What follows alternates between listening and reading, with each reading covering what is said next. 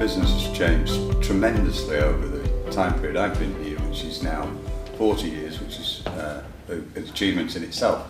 But we've succeeded, I think, because of the people. We've got a lot of dedicated people who work for us for a long time. But they have also adapted and changed over the decades, which they've had to do. And we've brought innovation to the market, and the new innovation has meant that we could then develop and serve markets outside of the UK. And we're now supplying around 76 countries around the world. So in terms of innovation, there are two fronts. One is the technology side, so where we're trying to make the decorating experience easier for the consumer, so paste-the-wall technology, which speeds up the process, and it's much easier to remove the wall covering. But also it is very important to have the right design and the right colour.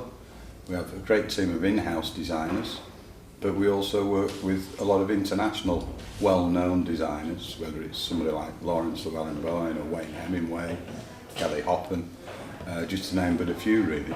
So I think both sides of the innovation. I was always told that if you had a bad design coloured correctly, it would sell, but a good design coloured badly wouldn't sell. So colour has always got to come first. And finally, we've heard a lot today about the issues and the challenges facing manufacturers, not just in this country, but particularly in this region. What are your major concerns going forward? I think the major concerns about industry generally in the northwest is more and more imports of products. The UK on wall covering terms now, 40% of what is sold in the country is imported. More of that is coming from outside of Europe, predominantly because they're manufacturing it cheaper than we are.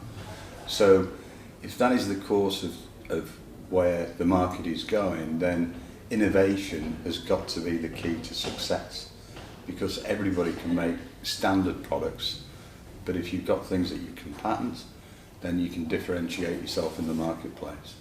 One of our downsides as a company is because our retention is so high that of course we get an older aging workforce, which as much as it gains a lot of experience, unfortunately because everybody stays here so long, there's fewer and fewer younger people coming into the business.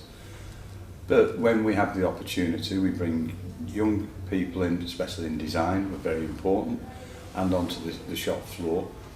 People who come in who are untrained then have a very good opportunity over probably 5 or 10 years to learn the different skills, to move up through the different job roles and end up in a fairly highly skilled position, to be honest.